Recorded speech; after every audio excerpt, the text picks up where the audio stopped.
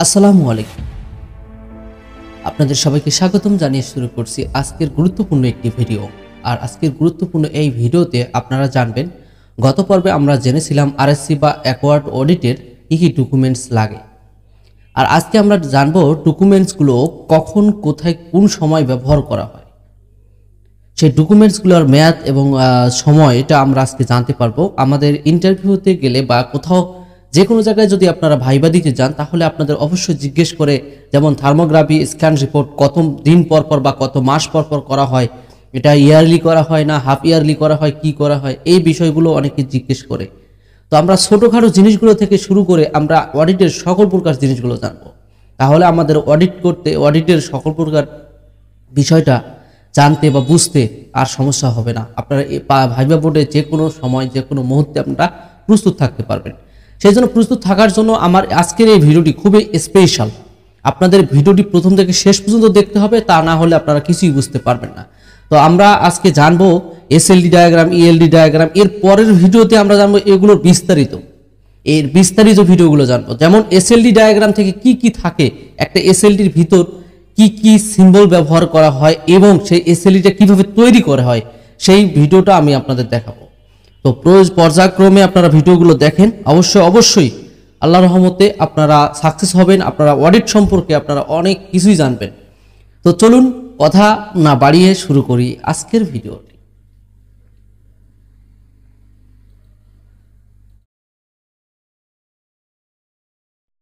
আসসালামু আলাইকুম। আপনারা এখন স্ক্রিনের মাধ্যমে দেখতে পাচ্ছেন আরএসসি বা অ্যাকোয়ার্ড অডিটের বিভিন্ন ধরনের ডকুমেন্টস। আরএসসি বা অ্যাকোয়ার্ড অডিট, আমরা এই বিষয়গুলো আমরা গত পর্বে জেনেছি, এরপরও আপনাদের সামনে আলোচনা করতেছি। আরএসসি অর্থাৎ আরএসসি মিনিংস হচ্ছে আরএমজি সাস্টেইনেবিলিটি কাউন্সিল, অর্থাৎ আরএমজি হচ্ছে রেডিমেড গার্মেন্টস। আর নিরাপন বা অ্যালায়েন্স অডিটের ইলেকট্রিক্যাল অডিটের যে আরএসসির পূর্ণ কোম্পানিগুলো হচ্ছে, অডিটের কোম্পানি হচ্ছে রয়্যাল শেক্সপিয়ার কোম্পানি অর্থাৎ আরএসসি। এর ডকুমেন্টসগুলো কী কী আমরা আগে জেনেছি: single line diagram, SLD lighting protection systems, drawing, LPS, electrical layout, ELD, earthing system diagram, total load management programme, years maintenance plan, workers safety training. এরপর ফায়ার লাইসেন্স থাকতে হবে। এরপর inspection, maintenance and testing of transformer, generator, IPS, UPS, distribution board checklist, daily, weekly, monthly, quarterly, yearly, half yearly, এই ধরনের। Insulation resistant test, earth resistant test report, thermograph scan report, transformer oil test report, fuel storage tank permission, if combined capacity is more than 2000 litre, accident বা incident report, previous audit report এবং BERC certificate. আচ্ছা, যাই হোক, আমরা এখন আজকে আমাদের বিষয়টি ছিল ভিডিওর সিঙ্গেল লাইন ডায়াগ্রাম। অর্থাৎ সিঙ্গেল লাইন ডায়াগ্রামটি সাধারণত আমরা যখন আমাদের বিল্ডিং কমপ্লিট হয়ে যাওয়ার পর, অর্থাৎ ইলেকট্রিক্যাল লেআউট ডায়াগ্রাম কমপ্লিট হয়ে যাওয়ার পর আমরা যখন সার্কিট লাইন ডায়াগ্রামটি তৈরি করে কমপ্লিট করি, সকল প্রকার সার্কিট এই এসএলডি অনুযায়ী আমরা সাজিয়ে নেই।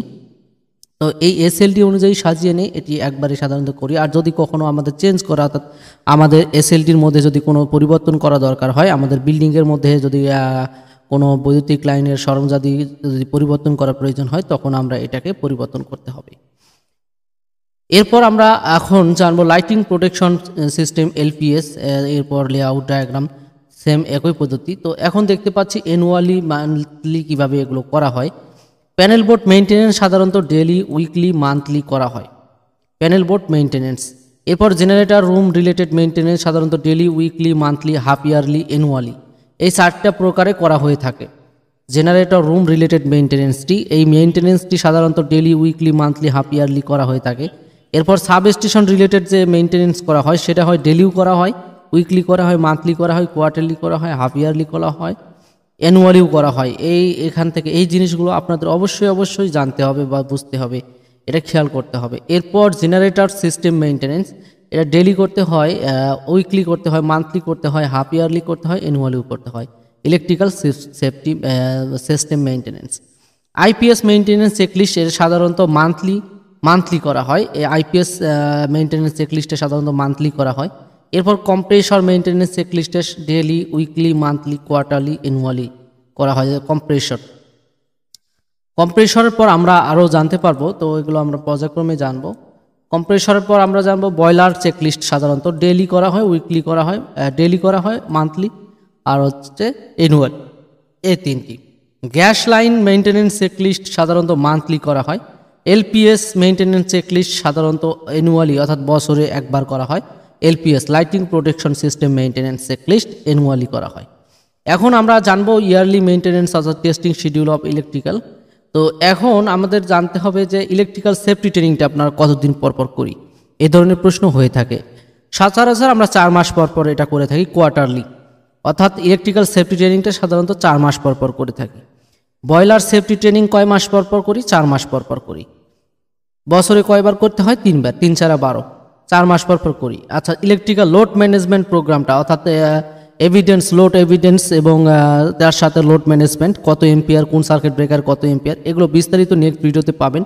এটা সাধারণত কোয়ার্টারলি করা হয়। লোড ম্যানেজমেন্ট প্রোগ্রাম আপনাদের যদি কেউ জানতে চায় বা প্রশ্ন করে ভাইবাতে যে ইলেকট্রিক্যাল লোড ম্যানেজমেন্ট প্রোগ্রাম অর্থাৎ ইলেকট্রিক্যাল লোড ম্যানেজমেন্ট এটা কতদিন পর পর করেন আপনারা, তখন আপনারা বলতে হবে কোয়ার্টারলি করা হয় সাধারণত 4 মাস পর পর। থার্মাল স্ক্যানিং টেস্ট রিপোর্ট এটাও সাধারণত 4 মাস পর পর করা হয়, quarterly. Earth resistant test report for LPS, earth resistant test for LPS এর জন্য আমরা এটা সাধারণত বছরে একবার করে থাকি, annually. Earth resistance test for সিস্টেমের জন্য সাধারণত বছরে একবার করে থাকি। এরপর কেবল ইনসুলেশন রেজিস্ট্যান্ট টেস্ট আমরা যে করি সেটাও আমরা বছরে একবার করে থাকি। ট্রান্সফরমার অয়েল টেস্ট রিপোর্টটা যেটা করে থাকি সেটাও আমরা বছরে একবার করে থাকি। ট্রান্সফরমার টেস্ট ইন্সপেকশন রিপোর্ট এটাও আমরা সাধারণত ট্রান্সফরমার যে সকল প্রকার টেস্ট আছে সেই টেস্টগুলো আমরা অ্যানুয়ালি করে থাকি, অর্থাৎ বছরে একবার করি। মেকানিক্যাল ইন্টারলক কস টেস্ট ইন্সপেকশন রিপোর্ট, অর্থাৎ আমাদের যে মেকানিক্যাল যে ইন্টারলক থাকে আমাদের প্যানেল বোর্ডের এবং কস অর্থাৎ চেঞ্জ ওভার সুইচের যে টেস্টগুলো করতে থাকি, সার্কিট ব্রেকার বিভিন্ন ধরনের টেস্ট আছে, সেটা আমাদের সাধারণত অ্যানুয়ালি করে থাকি। এরপর VCB HT switchgear panel test inspection report এটাও আমরা অ্যানুয়ালি করে থাকি। এলবিএস অর্থাৎ load break switch HT switchgear panel test inspection report এটাও আমরা অ্যানুয়ালি করে থাকি। এরপর আমাদের যেটা জানতে হবে সেটা হচ্ছে প্যানেল বোর্ড যে আমরা ইন্সপেকশন করি, panel board connection, circuit breaker, tripping test report, এই প্যানেল বোর্ডের এই টেস্টগুলো সাধারণত বছরে একবার করা হয়। বয়লার হাইড্রোলিক টেস্ট রিপোর্ট সাধারণত বছরে একবার করা হয়। এই ধরনের টেস্টগুলো আমরা সাধারণত বছরে quarterly, daily, weekly, monthly, quarterly যে করে থাকি, এইগুলোর লিস্ট আপনাদের সাথে আজকে আলোচনা করা হলো। আর নেক্সট ভিডিওতে আপনারা বিস্তারিত আলোচনাগুলো করতে পারবেন। আর এই ফরম্যাটটিকে এইভাবে তৈরি করে নিতে হবে। আপনারা এইভাবে তৈরি করে নিয়ে কত থেকে কত তারিখের মধ্যে এটি করলেন, এই জুলাই মাস, আগস্ট মাস, সেপ্টেম্বর, অক্টোবর, নভেম্বর, এভাবে এই ফাইলটি আপনারা তৈরি করে নিতে পারবেন। যাই হোক, এখন আপনাদের যে আলোচনা করার বিষয় ছিল, এখন আমরা জানতে পেরেছি লাইটিং প্রোটেকশন সিস্টেমটা সাধারণত আমরা বছরে একবার করি, আর্থিং সিস্টেমটা বছরে একবার, লোড ম্যানেজমেন্ট 4 মাস পর পর, এটা হচ্ছে অ্যানুয়ালি। ওয়ার্কার সেফটি ট্রেনিংটা সাধারণত আমরা 4 মাস পর পর করে থাকি। ফায়ার লাইসেন্সটা তো একবারে করব। ইন্সপেকশন মেনটেনেন্স এগুলো আমাদের ট্রান্সফরমারের সাধারণত এগুলো মান্থলি, উইকলি আছে, ডেইলি, উইকলি, মান্থলি আপনারা আলোচনা করলাম। ডিস্ট্রিবিউশন বোর্ড চেকলিস্টে সাধারণত ডেইলি, উইকলি, মান্থলি করা হয়। ইনসুলেশন রেজিস্ট্যান্ট টেস্ট যেটা সিস্টেমস আছে, কেবলের আছে, সেটা আমরা বছরে একবার করে থাকি। আর্থ রেজিস্ট্যান্সটাও বছরে একবার করে থাকি। থার্মোগ্রাফ স্ক্যান রিপোর্টটা সাধারণত 4 মাস পর পর করি। ট্রান্সফরমার অয়েল টেস্ট রিপোর্টটা আমরা 1 বছর পর করি। ফুয়েল স্টোরেজ ট্যাঙ্ক পারমিশন এটা যদি আমাদের থাকে তাহলে 2000 লিটারের মধ্যে যদি হয় তাহলে আপনাদের একটা পারমিশন লাগবে। অ্যাক্সিডেন্ট বা ইনসিডেন্ট পারমিশন রিপোর্ট লাগবে। অ্যাক্সিডেন্ট বা ইনসিডেন্ট রিপোর্ট যে আমাদের অ্যানুয়ালি এগুলো থাকতে হবে। প্রিভিয়াস যে অডিট, আমাদের পূর্বে যে অডিটগুলো হয়েছিল সেই অডিটগুলোর কাগজপত্রগুলো আমাদের দেখাতে হবে। বিআরসি সার্টিফিকেট থাকতে হবে। এই ছিল আজকের ভিডিও। আমরা কোথা থেকে কত পর্যন্ত জানলাম তো জানতে পারলাম। তো দেখা হচ্ছে নেক্সট ভিডিওতে। নেক্সট ভিডিওতে আপনারা প্রত্যেকটি জিনিস এসএলডি ডায়াগ্রামের বিস্তারিত ভিডিও দেখতে পারবেন, লাইটিং প্রোটেকশন সিস্টেমের বিস্তারিত ভিডিও দেখতে পারবেন। তো আশা করি অবশ্যই আপনারা বুঝবেন। তো আজকে এই পর্যন্ত। ভালো থাকবেন, সুস্থ থাকবেন। আল্লাহ হাফেজ।